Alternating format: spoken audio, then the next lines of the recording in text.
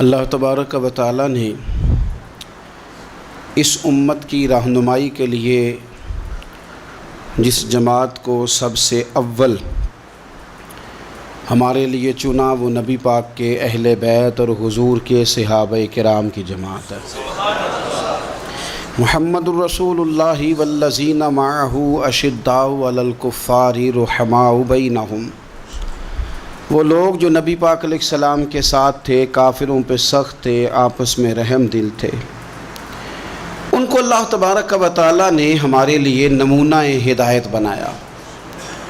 قرآن مجید فرقان حمید نے منافقین سے بھی یہی مطالبہ کیا تھا کہ تم اس طرح ایمان لاؤ جس طرح صحابہ ایمان لائے۔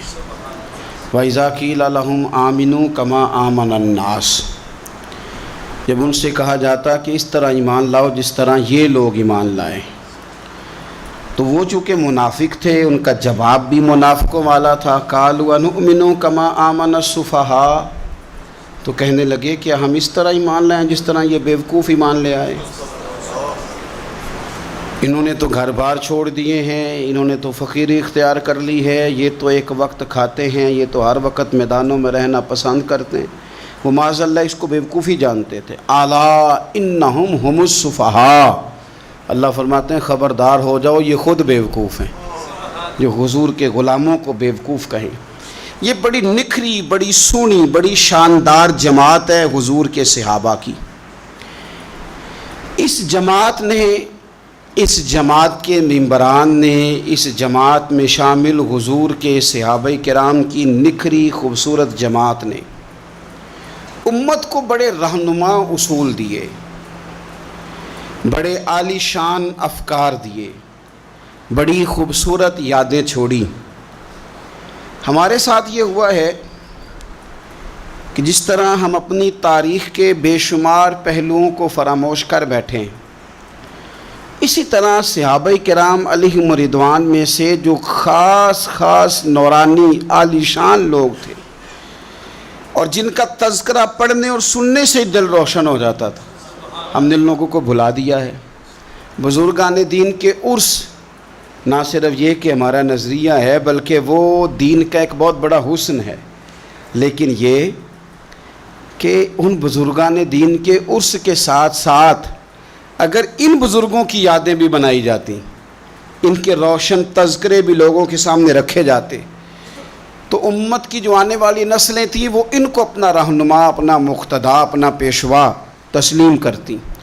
اور یہ وہ رہنما تھے جنہیں حضور نے امت کا رہنما کہا۔ اصحابی کالنجوم، یہ ستارے ہیں میرے صحابہ، کسی کے پیچھے چلو گے تو اللہ تمہیں ہدایت عطا کرے گا۔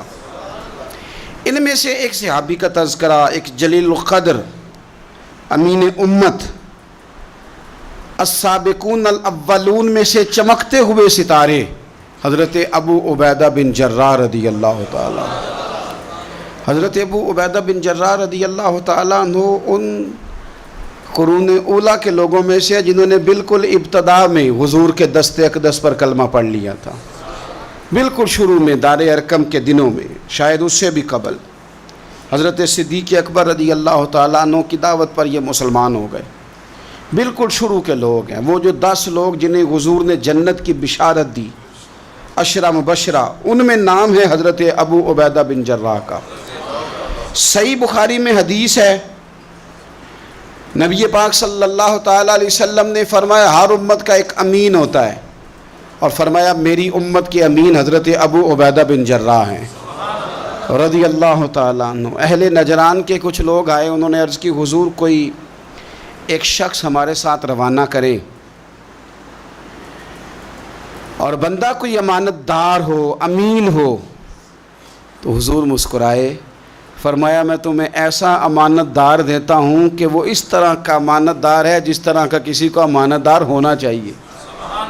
ختم ہو جاتی ہیں اس سے آگے پیچھے یہ ساری تعریفیں۔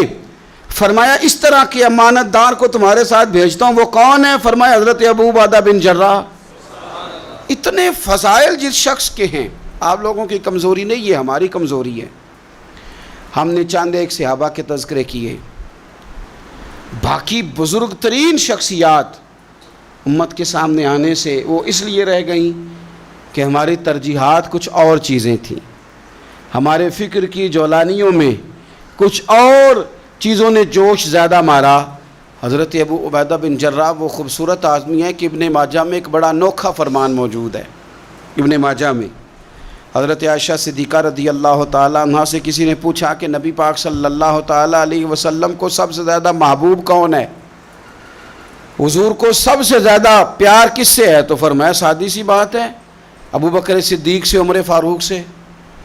اس شخص نے کہا نہیں، میں ان کے بعد پوچھنا چاہ رہا تھا۔ تو فرمایا یہ بھی بڑی واضح بات ہے، ان کے بعد میں نے حضور کو جن سے سب سے زیادہ پیار کرتے دیکھا وہ حضرت ابو عبیدہ بن جراح ہیں، سب سے زیادہ میں نے محبت کرتے دیکھا۔ اور مسلم شریف میں یہ حدیث آپ کو ملے گی، حضرت عائشہ صدیقہ فرماتی ہیں اگر حضور خود اپنے فرمان سے خلیفہ بناتے تو اپنے بعد ابو بکر کو بناتے، ان کے بعد حضرت عمر کو بناتے، ان کے بعد بناتے تو ابو عبیدہ بن جراح کو بناتے۔ اتنا بڑا آدمی حضرت ابو عبیدہ بن جراح رضی اللہ تعالیٰ، اتنی بڑی شخصیت۔ اور پتہ ہے آپ کو ان پر صحابہ کا اعتماد کس طرح کا ہے؟ جب حضور علیہ السلام کے وصال ظاہری کے بعد صحابہ بیٹھے نا، میٹنگ ہو رہی تھی خلیفہ بنانے کے لیے، امت کا اجماع ہو رہا تھا حضرت صدیق اکبر پر، تو ایک دوسرے سے نا پوچھا جا رہا تھا کہ آپ کی نظر میں اگر بیعت کی جائے تو کس کی جائے؟ آپ کی نظر میں بیعت کی جائے تو کس کی جائے؟ آپ کی نظر میں اگر امیر مقرر کیا جائے تو کسے کیا جائے؟ آپ کی نظر میں خلیفہ کس کو ہونا چاہیے؟ تو امت کا اجماع جناب صدیق اکبر کی طرف تھا۔ تو حضرت صدیق اکبر سے پوچھا گیا آپ بتائیے اگر آپ بیعت کریں گے تو کس کی کریں گے؟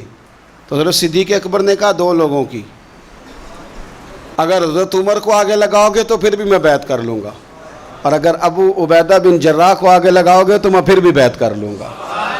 میں ان دونوں کی بیعت کرنے کو تیار ہوں۔ یار اتنا بڑا آدمی، کتنی کو کتابیں لکھی جانی چاہیے تھی، کتنے کو دن منانے جانے چاہیے تھے، کتنے کو ان کے نام ہمیں خطبے کرنے چاہیے تھے، کتنے کو تذکار ان ہستیوں کے ہونے چاہیے تھے۔